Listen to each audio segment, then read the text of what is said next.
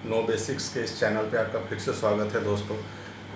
धार्मिक और सामाजिक सुधार आंदोलन से जुड़े हुए टॉपिक को आज हम आगे बढ़ाएंगे और आज हम जानेंगे मुख्य रूप से ब्रह्म समाज की भूमिका को।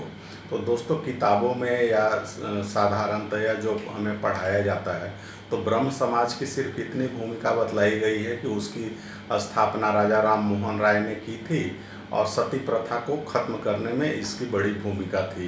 तो लेकिन मैं कहना चाहूँगा दोस्तों कि ब्रह्म समाज जो है उसकी भूमिका बहुत बड़ी थी और वो भूमिका थी भारत के स्वतंत्रता आंदोलन में, क्योंकि ब्रह्म समाज से जुड़े हुए शाखाओं से कई नेता निकलते हैं, जैसे बाल गंगाधर तिलक, बिपिन चंद्र पाल, गोपाल कृष्ण गोखले और भी कई नेता निकलते हैं जो कि स्वतंत्रता आंदोलन को अपना नेतृत्व प्रदान करते हैं। और गोपाल कृष्ण गोखले के ही शिष्य थे महात्मा गांधी। तो आप समझ लीजिए कि इतना बड़ा प्रभाव था, इतने बड़े बड़े नेता लोग निकले। तो यही कारण है कि राजा राम मोहन राय को आधुनिक भारत का पिता कहा जाता है, पुनर्जागरण का उन्हें अग्रदूत कहा जाता है। तो यही सब वजह है। पीछे की वीडियो में हमने देखा था कि भारत में पुनर्जागरण किस तरीके से होता है। तो 3-4 महत्वपूर्ण कारण होते हैं। एक कारण होता है कि यहाँ पे अंग्रेजी शिक्षा का विकास होता है, ईसाइयों का आगमन होता है। तो ईसाई लोग जब खास करके पादरी ईसाई मिशनरी यहाँ पर आते हैं तो उनका क्या काम होता है, तो वो एक बरगलाने का काम करते हैं। हिंदू धर्म या यहाँ के भारत में जो भी धर्म थे, हिंदू मुस्लिम, तो उन धर्मों में जो कुरीतियाँ थी उनको वो बढ़ा चढ़ा कर पेश करते हैं। नेगेटिव चीज़ों को वो ज़्यादा लोगों तक लेकर आते हैं और उसको धर्म और समाज से जोड़ते हैं। जैसे छुआछूत को भी वो धर्म से जोड़ते हैं कि हमारे धर्म में ऐसा कहा गया है। तो उसके प्रतिक्रिया स्वरूप हमारे धर्म गुरु लोग भी अपना एक संगठन बनाकर इसके विरोध में एक मोर्चा खोलते हैं और लोगों को जागृत करने का प्रयास करते हैं। उनमें सबसे प्रमुख प्रयास जो होता है, पहला प्रयास अगर कहें, तो वो राजा राम मोहन राय के द्वारा किया जाता है। और 1833 ईस्वी में उनकी मृत्यु हो जाती है इंग्लैंड के ब्रिस्टल नामक जगह पे। तो 1830 में वो भारत से इंग्लैंड जाते हैं।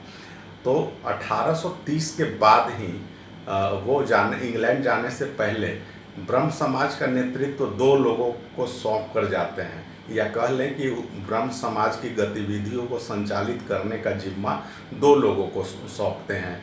वो 2 लोग होते हैं रामचंद्र विद्यावागीश एक होते हैं और दूसरे होते हैं द्वारिकानाथ टैगोर। तो 1830 से लेकर 33 तक रामचंद्र विद्यावागीश बागडोर संभालते हैं ब्रह्म समाज की। तो इनके बारे में बहुत ज़्यादा कुछ नहीं है, सिर्फ इतना ही है कि बंगाल में ही इनका जन्म हुआ था और बंगाल के बहुत बड़े विद्वान थे। इन्होंने कई धर्म ग्रंथों को बंगाली भाषा में ट्रांसलेट किया था और साथ में बंगला में एक डिक्शनरी भी निकाली थी, जिसे बंगला भाषा का पहला डिक्शनरी कहा जाता है। तो ये सबसे महत्वपूर्ण है कि बंगला भाषा का पहला डिक्शनरी किसने निकाला था, तो रामचंद्र विद्यावागीश ने।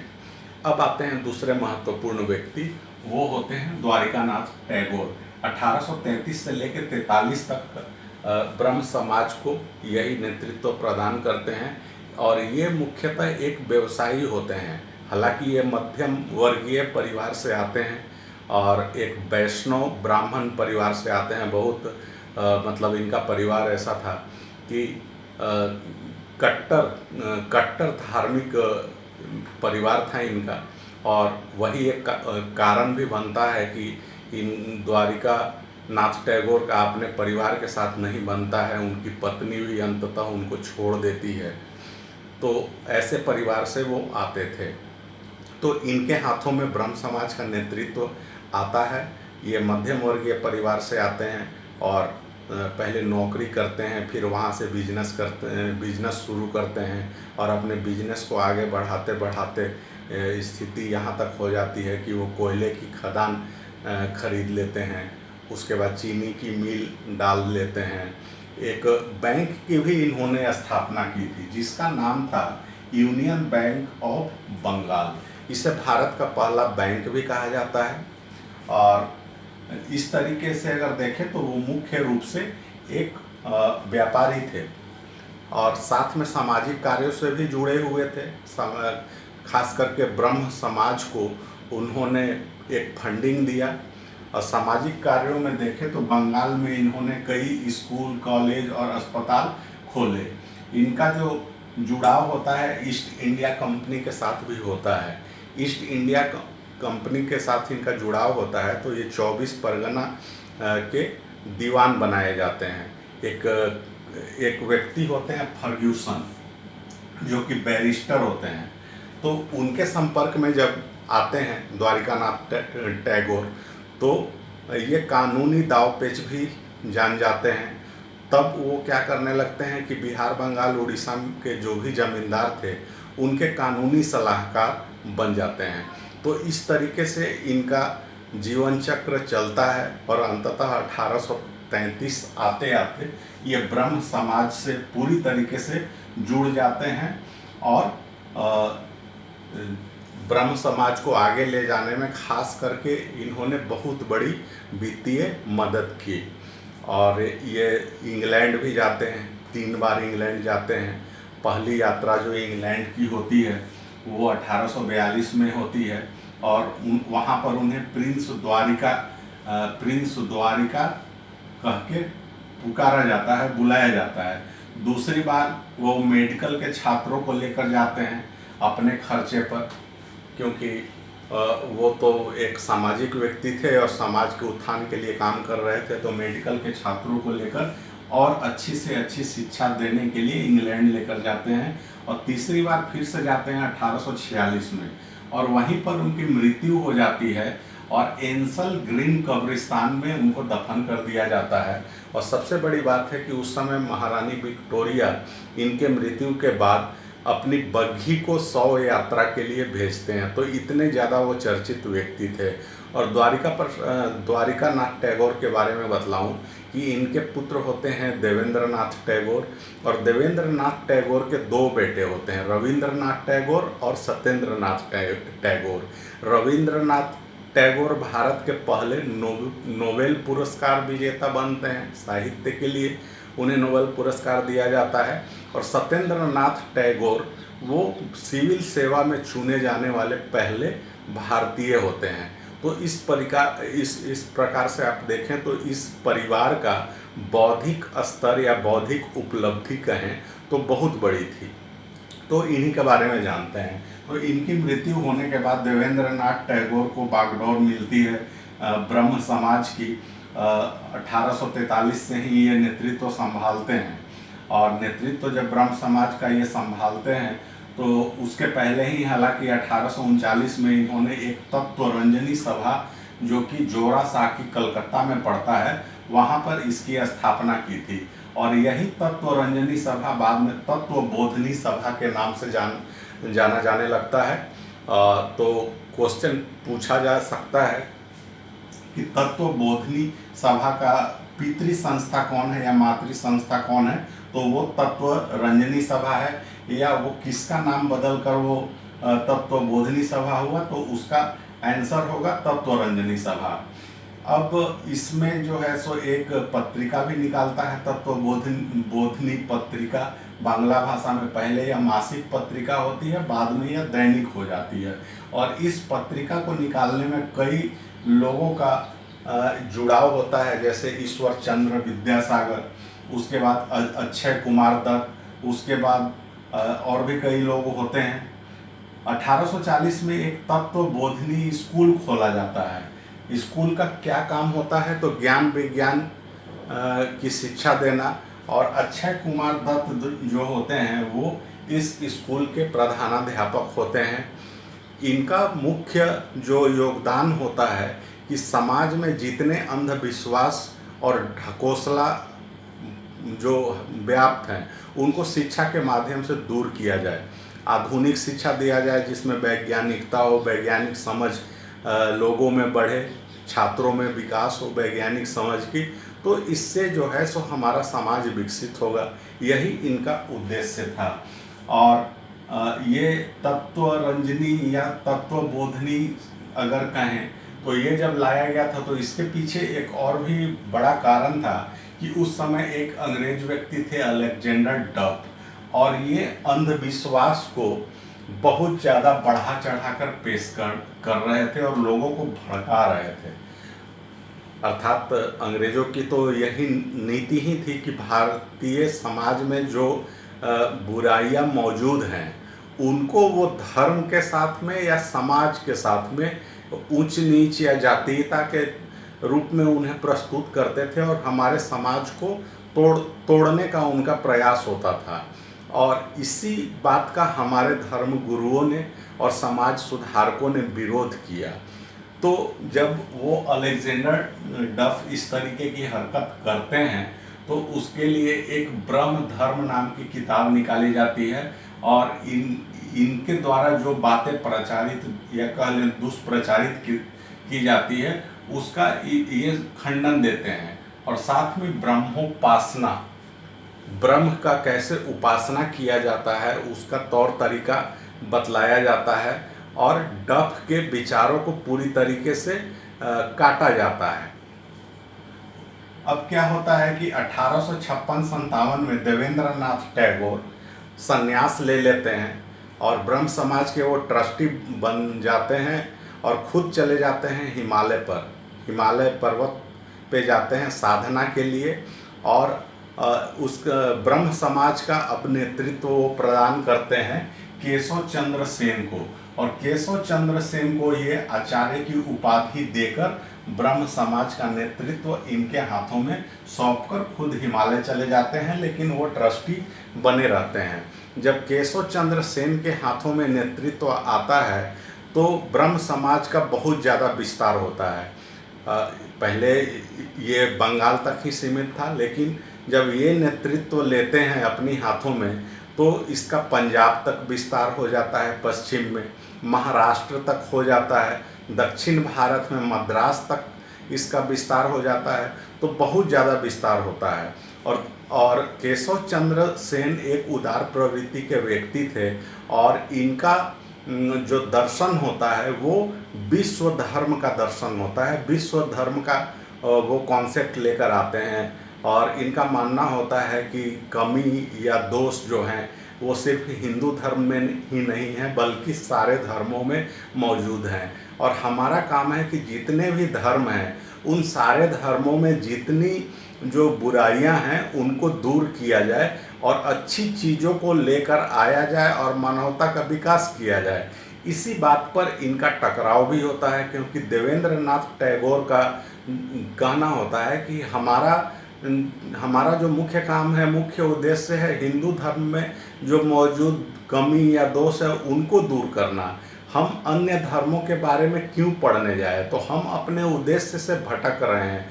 और ये टकराव एक बड़ा रूप ले लेता है और अंततः देवेंद्रनाथ टैगोर इनको आचार्य के पद से हटा देते हैं और ब्रह्म समाज से भी इन्हें बाहर निकाल दिया जाता है। अब केशव चंद्र सेन की लोकप्रियता तो बहुत ज़्यादा थी और वो काफ़ी विद्वान व्यक्ति थे, तो जब ऐसे व्यक्ति को निकाला जाएगा तो वो चुप तो बैठेगा नहीं, तो वो अपनी एक संस्था बनाते हैं और उस संस्था को नाम देते हैं आदि ब्रह्म समाज। आदि ब्रह्म समाज नाम से ये संस्था गठित करते हैं। इसी को भारतीय ब्रह्म समाज भी कहा जाता है। 1865 या कहीं कहीं किताबों में दिया हुआ है 1866, दोनों ही हैं। तो इसकी स्थापना करते हैं। 1861 में एक इंडियन मिरर नाम की किताब भी निकालते हैं और 1870 में ये लंदन चले जाते हैं। विश्व धर्म का इनका तो कॉन्सेप्ट था ही, तो उसी सिलसिले में ये लंदन जाते हैं और वहाँ पे 6 महीने रुकते हैं और 70 अलग अलग जगहों पे व्याख्यान देते हैं।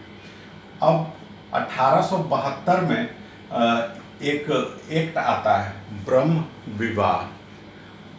विवाह एक्ट इन्हीं के प्रयासों से लाया जाता है और उसमें ये प्रावधान किया जाता है कि लड़कों की उम्र शादी की उम्र जो होगी वो 18 साल होगी और लड़कियों के लिए 14 साल।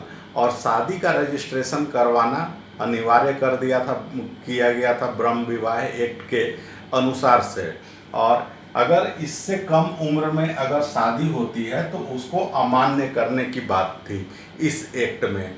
लेकिन यहीं पर केशव चंद्र सेन से एक भूल होती है और वो अपनी अल्पायु बेटी पुत्री का जो कि 12 वर्ष की होती है उसका विवाह वो कर देते हैं और उन अपनी बेटी का विवाह कूच बिहार के राजा से करते हैं। तो ये इनकी बहुत बड़ी एक भूल होती है, बहुत बड़ी गलती होती है कि जो व्यक्ति खुद बाल विवाह का विरोधी है वो अपनी ही बेटी का बाल विवाह कर रहा है।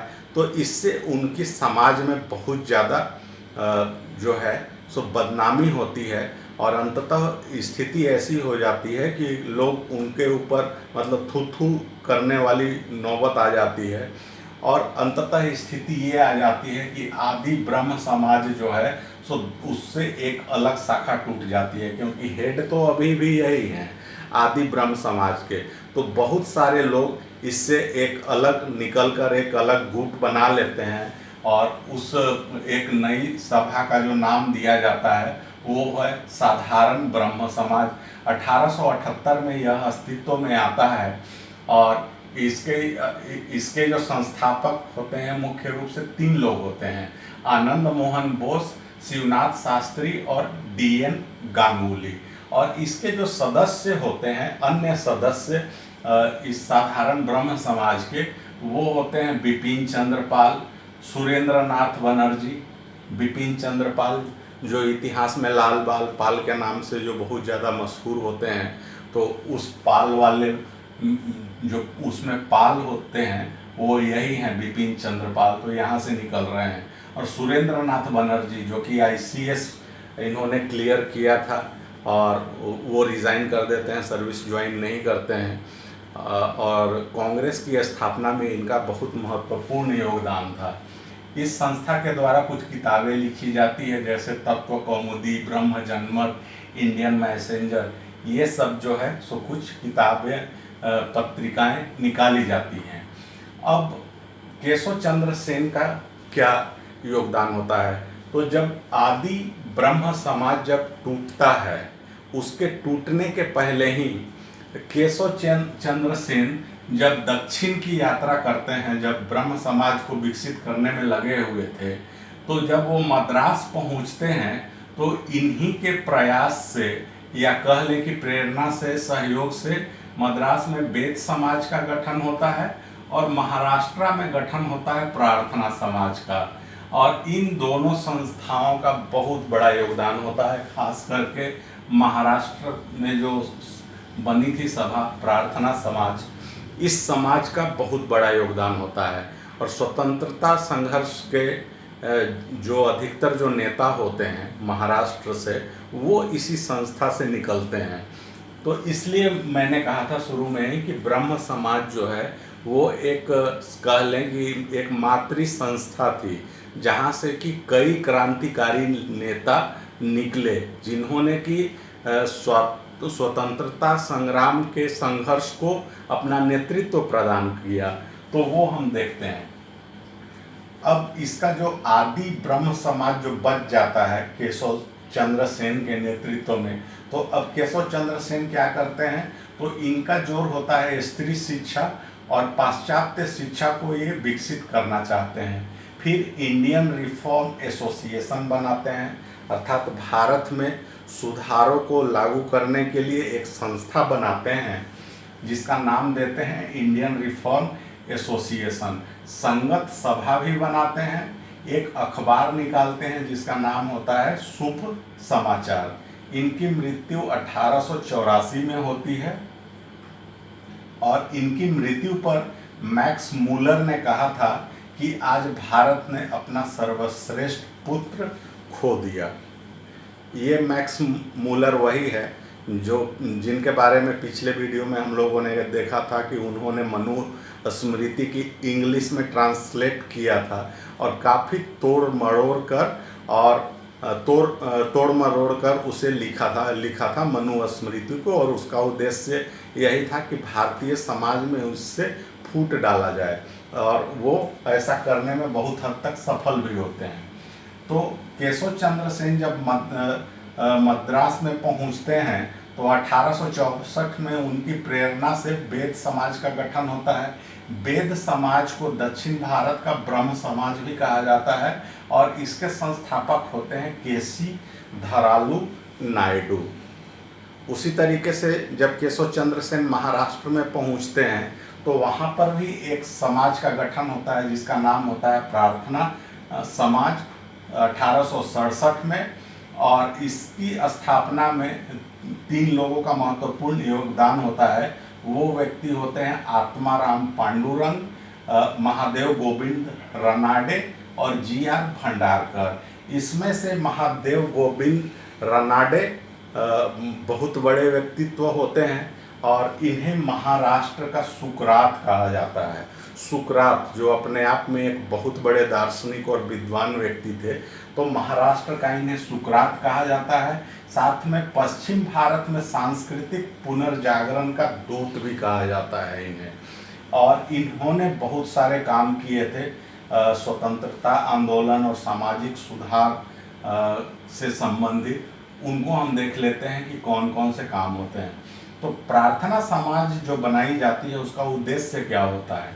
तो इसका मुख्य उद्देश्य होता है समाज के जो वंचित वर्ग हैं, दलित लोग हैं, पिछड़े हैं, तो उनके साथ जो भेदभाव किया जाता है उस भेदभाव को खत्म करना और इन सब चीज़ों से छुआछूत से मुक्ति दिलाना इस प्रार्थना समाज का मुख्य उद्देश्य होता है। अब इसी में 2-3 संस्थाएं और भी बनती हैं। दलित जाति मंडल, समाज सेवा संघ, ये कुछ संस्थाएं बनती है। उसके बाद गोविंद रनाडे के प्रयास से ही 1824 में डेक्कन एजुकेशन एसोसिएशन बनाया जाता है पूना में। और यही एसोसिएशन बाद में कन्वर्ट हो जाता है या कह लें कि स्थापना करता है फर्ग्यूसन कॉलेज से। और इसी फर्ग्यूसन कॉलेज से बाल गंगाधर तिलक, गोपाल कृष्ण गोखले, विष्णु हरि शास्त्री, डी कर्वे जैसे लोग जुड़ते हैं। अब यहाँ पे आप देख लीजिए कि गोपाल कृष्ण गोखले, तिलक जैसे नेता यहाँ से निकल कर आ रहे हैं। और डी कर्वे यहाँ फर्ग्यूसन कॉलेज में टीचर भी होते हैं, प्राध्यापक होते हैं, लेक्चरर होते हैं और वो एक विधुर व्यक्ति होते हैं। और महिलाओं, खास करके विधवा महिलाओं के लिए इन्होंने बहुत सारे काम किए थे। कौन कौन काम किए थे? तो 2 महत्वपूर्ण काम थे। एक तो विधवा आश्रम की इन्होंने स्थापना की और दूसरा भारतीय महिला विश्वविद्यालय की इन्होंने स्थापना की 1899 में। प्रार्थना समाज बहुत आगे बढ़ता है। दक्षिण भारत में इसका जो प्रसार में सबसे महत्वपूर्ण भूमिका होती है वीरे सिलिंगम कुंडलू की, और पंजाब में इसको फैलाने में महत्वपूर्ण योगदान होता है दयाल सिंह का। और यही दयाल सिंह है जिनके नाम पे आप कई कॉलेज देखे होंगे दिल्ली या उसके आसपास के क्षेत्रों में, पंजाब में। अब महादेव गोविंद रनाडे की एक महत्वपूर्ण जो किताब है वो है एक आस्तिक की धर्म में आस्था। 1891 में विधवा पुनर्विवाह संघ बनाया जाता है। अब पंडित रमाबाई एक महत्वपूर्ण इसमें किरदार होती है और वो आर्य महिला सभा बनाती है। अब यहाँ पर डी कर्वे के बारे में बतलाऊं कि ये खुद विधुर व्यक्ति थे और इन्होंने विधवाओं के लिए बहुत सारे काम किए थे और खुद भी उन्होंने एक विधवा महिला से विवाह किया था। तो उनका योगदान बहुत ज़्यादा होता है डी कर्वे का। तो इस तरीके से हम देखते हैं दोस्तों कि पूरा ध्यान से अगर आप देखिए तो कितने सारे नेता लोग यहाँ पर उभर के आ रहे हैं। बिपिन चंद्र पाल, सुरेंद्र नाथ बनर्जी, गोविंद रनाडे, उसके बाद बाल गंगाधर तिलक, गोखले, विष्णु शास्त्री, इतने बड़े बड़े लोग निकल कर आ रहे हैं। और सबका रूट कहाँ से जुड़ा हुआ है? तो ब्रह्म समाज से जुड़ा हुआ है। ब्रह्म समाज से जो शाखाएं निकली उन्हीं शाखाओं से ये बड़े बड़े नेता उभर कर आए और हमारे स्वतंत्रता आंदोलन को नेतृत्व प्रदान किया। तो दोस्तों उम्मीद करता हूँ कि ये वीडियो आपको अच्छा लगा होगा और कॉन्सेप्ट भी क्लियर हुआ होगा। आगे हम और भी वीडियो देखेंगे, 2 या 3 और आएंगे सामाजिक धार्मिक सुधार आंदोलन पे। तब तक के लिए मैं कहूँगा कि आप जो है सो पीछे की वीडियो देखते रहें और फिर मिलते हैं अगले वीडियो में। धन्यवाद।